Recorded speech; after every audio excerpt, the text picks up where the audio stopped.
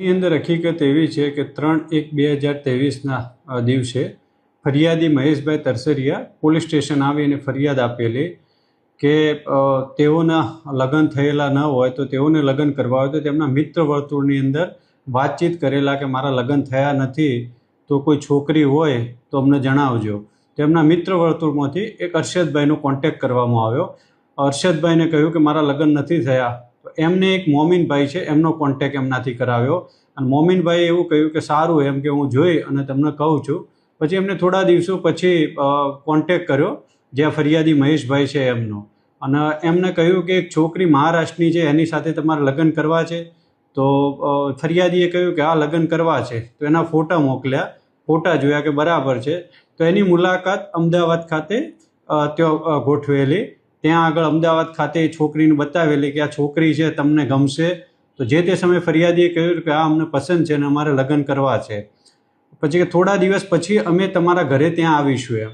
થોડો સમય ગયો એના પછી 2022ની અંદર તે એના જે અહીંયા છે કતારગામ વિસ્તારની અંદર ફરિયાદીના ઘરે જે આ છોકરી છે છોકરી એની સાથે બીજા 3 દલાલો રાજુ, ગણેશ અને મોમીન 3 જણ આવેલા. છોકરી બતાવેલી અને ખર્ચા પેટે રૂપિયા લીધેલા અને ઉઢામણાના નહીં કહી અને અલગ અલગ રીતે રૂપિયા લેલા કે જ્યારે છોકરી અનુકૂળ છે કે આ ઓકે.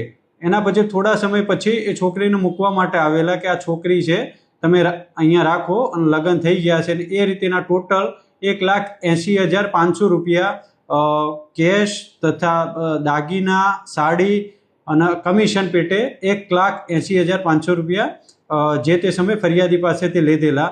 છોકરી અહીંયા એની સાથે રહેવાનું ચાલુ કર્યું. 5 દિવસ થયા એના પછી છોકરીએ એવું જણાવ્યું કે મારા માતાજી ત્યાં નાસિક છે, બીમાર થઈ ગયા છે, તેમની હાલત ખરાબ છે, તો આપણે જવું પડશે. તો ફરિયાદી અને જે છોકરી જેની સાથે લગ્ન કર્યા છે પત્ની એ અહીંયાથી નાસિક સુરતથી બસમાં બેસી નાસિક જાય છે. નાસિક જઈ અને છોકરી ઉતરે છે કે મારા કપડાં છે હું ચેન્જ કરી અને આવું છું. જે ફરિયાદી છે તે પોતે બસ સ્ટેશન ખાતે હાજર રહેલા. છોકરી આવેલી નથી એટલે મોમીનભાઈ જે આમનો કોન્ટેક્ટ કરાવવાળા છે એમનો સંપર્ક કર્યો. તો એમને એવું કહ્યું કે તમે આવી જાઓ, પાછળથી છોકરી આવશે. છોકરી આવેલી નથી. એના બાદ એમને આવી અને પોલીસ સ્ટેશન ખાતે કમ્પ્લેન નોંધાવવામાં આવેલી. જેના આ કામે અગાઉ દલાલો અટક થઈ ગયેલા હતા. જે છોકરી હતી જે પત્ની બનીને આવેલી હતી તે હજી સુધી પકડાયેલ નથી. એના માટે એક ટીમ મોકલવામાં આવેલી નાસિક, વર્કઆઉટ કરી અને તેને પકડી અને અટક કરવામાં આવેલી છે. 2 દિવસના રિમાન્ડ ઉપર છે.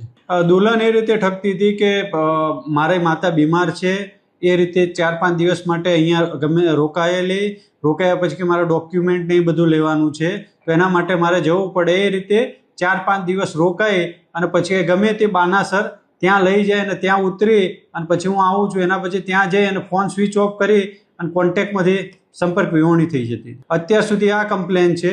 બીજા બધાને જાણ કરી છે, કોઈ હશે તો ફરિયાદ કરવા માટે આવશે.